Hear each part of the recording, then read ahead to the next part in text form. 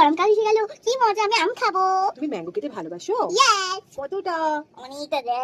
তুমি কি জানো এই ম্যাঙ্গো কোথা থেকে এসেছে? ম্যাঙ্গো গাছ কি? ম্যাঙ্গো গাছ কোথা থেকে আমরা এসেছি পৃথিবীতে? তুমি জানো সেই গল্পটা? না মা, বল না গল্পটা, গল্প শুনতে না আমার খুব ভালো লাগছে মা, বল তোমার না। গল্প শুনতে সবসময় ভালো লাগে, তাই না?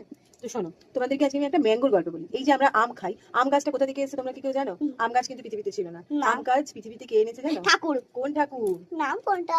আচ্ছা, কুরুক্ষেত্র যুদ্ধের সময় যখন পাণ্ডবরা অজ্ঞাতবাসে গেছিল, তখন তাদের যে বাড়িটা বানানো হয়েছিল সেই বাড়িটাতে চারিদিকে একটা সত্যের বলয় তৈরি করা হয়েছিল। শ্রীকৃষ্ণ বলেছিল, আসলে তো আমাদের 10 দিক, আমাদের দিক কদিক? আমরা এখন বলি সাউথ ইস্ট নর্থ ওয়েস্ট দিক, ঠিক আছে? দিক হচ্ছে 10টা। তো ওই 10 দিকে বেড়া দেওয়ার জন্য 10টা সত্য কথা জানার দরকার ছিল।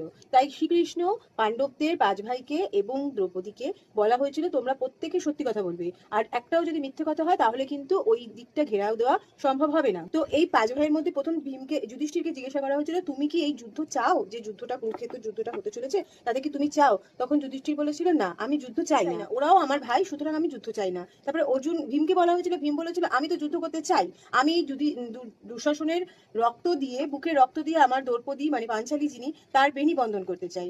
তার মানে তার চুলটা খোলা ছিল, তার চুল বাঁধবে ওই রক্ত দিয়ে প্রতিজ্ঞা করেছিল ভীম। তারপরে অর্জুনকে বলা হয়েছিল, অর্জুনও বলেছিল আমি যুদ্ধ চাই। নকুল যে ছিল, ও কিন্তু সব জানতো যে এই যুদ্ধের পরিণতি কি হবে। নকুল ভীষণ পণ্ডিত জ্ঞানী ব্যক্তি ছিলেন, ঠিক আছে? ও সব জানতেন এই যুদ্ধের পরিণতি কি হবে, যুদ্ধ হলে কি হবে। ওকে জিজ্ঞাসা করা হয়েছিল, ও বলেছিল হ্যাঁ আমি যুদ্ধ চাই। এভাবে সবাই বললো যুদ্ধ চাই। এবারে পাঞ্চালীকে একটা সত্যি কথা বলতে বলা হয়েছিল। পাঞ্চালীকে জিজ্ঞাসা করা হয়েছিল, তুমি কি তোমার এই 5 ভাই যে 5 স্বামী আছে, 5 স্বামীকে ভালোবাসো? একটা প্রশ্ন করা হয়েছিল। পাঞ্চালীর হচ্ছে 5টে বর ছিল, 5খানা বর, মানে 5 ভাই, ভীম, অর্জুন, নকুল, সহদেব আর কি যুধিষ্ঠির, এই 5 জন হচ্ছে পাঞ্চালীর বর, ঠিক আছে? তো পাঞ্চালীকে জিজ্ঞাসা করা হয়েছিল, তুমি কি চাও, তুমি কি তোমার এই 5 স্বামীকে খুব ভালোবাসো? তখন দ্রৌপদী যদি একবার মিথ্যে কথা বলতো তাহলে তো ওই জায়গাটা তৈরি হতো না। তার জন্য তখন দ্রৌপদী বলেছিল, না, আমি সব থেকে বেশি ভালোবাসি কর্ণকে।